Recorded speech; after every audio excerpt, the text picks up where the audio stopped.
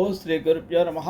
ఓం శ్రీ మహాగణాధిపతి నమః. అందరికీ నమస్కారం. ఈ వీడియో లక్కరాజు మురళీధరరావు ఆస్ట్రోటోమేటిక్ చాలా స్వాగతం. ఈ వీడియోలో దీర్ఘకాలిక అనారోగ్య సమస్యల నుంచి బయటపడడానికి అద్భుతమైన రెమెడీని ఇక్కడ వివరిస్తాను. అది ఏంటంటే ఆ శ్లోకాన్ని ఇక్కడ వివరిస్తున్నాను, వినండి.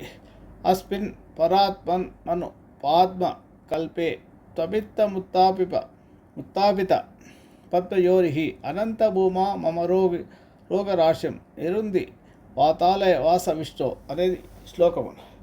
ఈ శ్లోకం మహిమాన్వితమైనది. ఆరోగ్యం ప్రసాదించే మంత్రశక్తి ఉన్నది.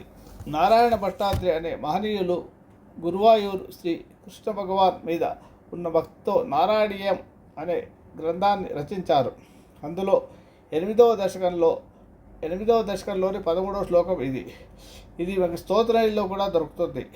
కంచి పరమాచార్య స్వామి శ్రీ శ్రీ శ్రీ శ్రీ చంద్రశేఖర సరస్వతి స్వామివారు ఎటువంటి అనారోగ్యం ఉన్న ఈ శ్లోకం రోజుకు 18 సార్లు 41 రోజుల పాటు చదివితే, పారాయణం చేస్తే సమస్యలు తొలగి ఆరోగ్యవంతులు అవుతారు అని చెప్పారు.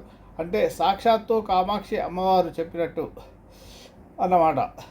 ఆహార నియమాలు ఏమీ ఉండవు ఈ శ్లోక పారాయణానికి. పూజ సమయంలో చదవాలని కూడా ఏమీ లేదు.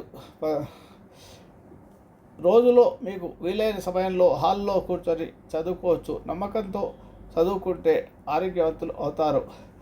భక్తితో నమ్మకంతో ఎక్కడైనా ఉండి మీరు ఈ శ్లోకాన్ని పారాయణ చేసుకోండి. ఈ ఆరోగ్య సమస్య బయటపడండి. ముసలి వాళ్ళు, పెద్దవాళ్ళు కొందరు అసలు పూజ గదిలో కూర్చొని ఎలాంటి పూజలు చేసుకోలేరు కదా. అలాంటి వారు ఇబ్బంది పడుతున్న దీర్ఘకాలిక అనారోగ్య సమస్యలు బయటపడాలంటే ఈ శ్లోకాన్ని రోజుకు 18 సార్లు చొప్పున 41 రోజుల పాటు పారాయణం చేయండి. నమ్మకంతో చేయడం వల్ల తప్పకుండా మీకు ఈ అనారోగ్య సమస్యలు బయటపడి ఆరోగ్యవంతులు అవుతారు. అమ్మవారి మీద నమ్మకంతో చేయండి. తప్పకుండా అమ్మవారి అనుగ్రహంతో మీకు అన్ని రకాల సంపూర్ణ ఆరోగ్యం లభిస్తుంది. శుభమస్తు. ఓం శ్రీ మాత్రే నమః.